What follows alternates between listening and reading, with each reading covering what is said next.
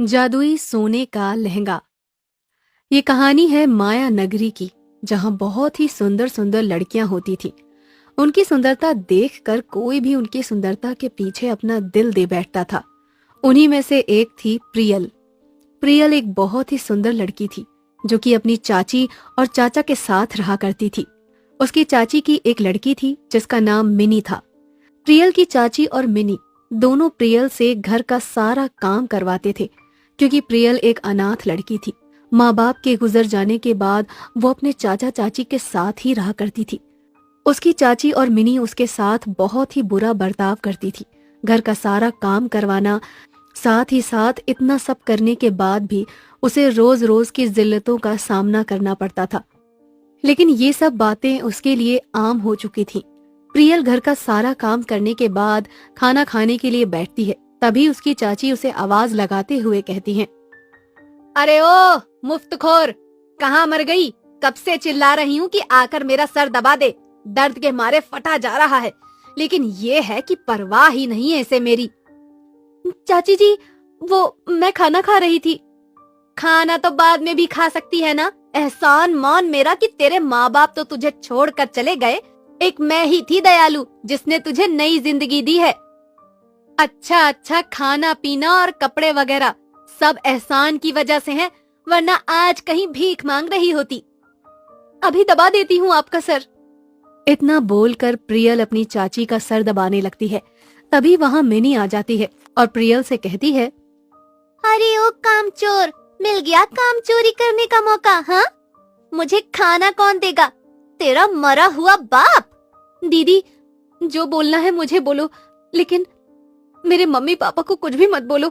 उन्होंने आपका क्या बिगाड़ा है? जो कुछ भी गिले शिकवे हैं वो आप मुझसे बोलो, लेकिन मेरे माँ बाप को कुछ मत बोलो।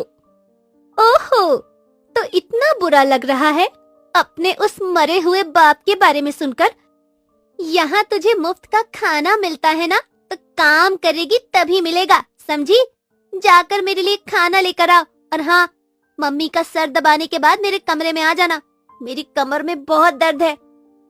प्रियल मिन्नी को खाना देने जाती है।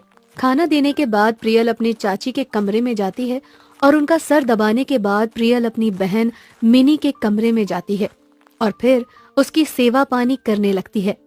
ऐसे ही प्रियल की जिंदगी रोजमर्रा की तरह चल रही होती है। कुछ दिनों बाद माया नगरी के राजकुमार एक घोषणा जारी करवाते हैं कि माया नगरी के 10 सर्वश्रेष्ठ सुंदर लड़कियों को उसमें से हिस्सा लेना होगा। राजकुमार को जो भी लड़की पसंद आएगी, राजकुमार उससे विवाह करेंगे, फिर चाहे वो लड़की अमीर हो या गरीब। ये घोषणा सुनते ही माया नगरी की बहुत सी लड़कियां इस सुनहरे अवसर के लिए खुद को तैयार करने लगती हैं। उन्हीं में से शामिल थी प्रियल की बहन मिनी। ये घोषणा सुनने के बाद प्रियल की चाची अपनी बेटी मिनी और प्रियल से कहती है, अरे ओ निकम्मी प्रियल, अब मेरी बेटी मिनी की शादी होने वाली है, वो भी राजकुमार से। इन दिनों मेरी बेटी का तुझे खास ध्यान रखना है। राजकुमार से? वो भी दीदी की शादी? हाँ हाँ, इसमें इतना हैरान होने वाली क्या बात है? मेरी बेटी है ही इतनी सुंदर। अगर राजकुमार को विवाह करना भी होगा तो वो उन 10 लड़कियों में से मेरी ही बेटी को पसंद करेंगे। हाँ माँ, मैं कोई कमी नहीं करना चाहती हूँ। मैं चाहती हूँ कि जब मैं महल में जाऊँ तो राजकुमार की निगाहें बस मुझ पर ही टिक जाएं। वो सिर्फ और सिर्फ मुझे ही देखें और वरमाला लाकर मेरे गले में डाल दे। हाँ हाँ मेरी बच्ची, ऐसा ही होगा। और हाँ प्रियल, हाँ मेरी जल्दी से मेरी बेटी के लिए चंदन का उपटन बना दे। जल्दी से मेरे चेहरे पर लगाना है ताकि इसके चेहरे की रंगत और निखर जाए। प्रियल मिन्नी के लिए उपटन बनाने लगती है। तभी वहाँ उसकी चाची आ जाती है और उससे कहती है, अरे ओ निकम्मी, मैं एक केमिकल लेकर आई हूँ, इसे भी उपटन में डाल दे। इसे लगाते ही मेरी बेटी की खूबसूरती और निखर जाएगी। चाची, लेकिन अगर केमिकल डालने से दीदी को कोई नुकसान हो गया तो? अरे अच्छा अच्छा बोल, तू तो मेरी बेटी की सुंदरता से जलती है। तू तो चाहती ही है कि उसका विवाह राजकुमार से ना हो। उसकी चाची जबरदस्ती उस समय वो केमिकल उस उपटन में डाल देती है। थोड़ी देर बाद प्रियल अपनी बहन के चेहरे पर वो उपटन लगाती है। कुछ देर इंतजार करने के बाद जब मिनी अपना चेहरा ठंडे पानी से धोती है, चेहरे पर लाल दाने हो जाते हैं। मिनी गुस्से से पागल हो जाती है और वो अपनी मम्मी के पास जाती है और उसे अपना चेहरा दिखाती है, जिसके बाद दोनों माँ बेटी गुस्से में प्रियल को मारने पीटने लगती हैं। प्रियल रोते हुए छत पर जाती है और आसमान में तारों को देखते हुए उनसे बातें करते हुए कहती है, आखिर मेरी क्या गलती थी? आखिर मेरी क्या गलती थी? मुझे कौन सी गलती की सजा मिल रही है? मैंने तो चाची को मना किया था कि उसमें केमिकल मत डालो, लेकिन उन्होंने जबरदस्ती खुद ही केमिकल डाला और जब दीदी का चेहरा खराब हो गया तो उसका इल्जाम मुझ पर लगा दिया। आखिर क्या गलती है? काश कि मेरे मम्मी पापा भी जिंदा होते।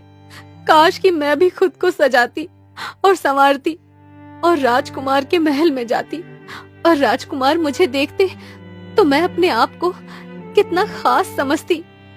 इतना बोलकर प्रियल रो ही रही होती है, तभी आसमान से एक परी आती है जो प्रियल से कहती है, प्रियल, क्या हुआ बेटा? आप कौन हो?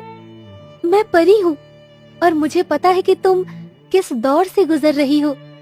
प्रियल परी को अपनी सारी बातें बताती है।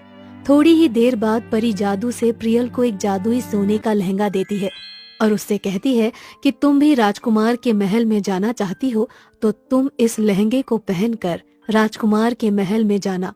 राजकुमार तुम्हें देखते ही रह जाएंगे क्योंकि तुम वाकई में बहुत सुंदर हो और ये लहंगा पहनने के बाद तुम्हारी सुंदरता और निखर जाएगी। और ये एक जादुई लहंगा है, तुम इसे संभाल के रखना। कभी भी किसी भी बुरे के हाथ में ये लहंगा नहीं आने देना, क्योंकि अगर किसी बुरे ने इस लहंगे का गलत इस्तेमाल करने की कोशिश की तो ये उस पर अपना उल्टा जादू कर सकता है जिसका कोई तोड़ नहीं है। इसीलिए इस लहंगे को बुरे लोगों से बचा कर रखना। परी लहंगा देकर वहां से चली जाती है। ऐसे ही राजकुमार के महल में माया नगरी की 10 सर्वश्रेष्ठ सुंदरियां वहां हिस्सा लेती हैं। राजकुमार बारी बारी सभी लड़कियों के साथ डांस करता है, बातचीत करता है और राजकुमार को कोई भी लड़की उसके अनुसार नहीं लगती। थोड़ी देर बाद प्रियल जादुई लहंगा पहनकर उस महल में आ जाती है। जैसे ही राजकुमार की नजर प्रियल पर जाती है, वो पहली नजर में ही उसे अपना दिल दे बैठता है और उसके पास जाता है और उसका हाथ पकड़कर उसके हाथ पर किस करता है। फिर उसे अपने सिंहासन के पास लेकर जाता है और जयमाला लेकर उसके गले में डाल देता है, जिसके बाद दोनों का विवाह हो जाता है और दोनों खुशी खुशी रहने लगते हैं।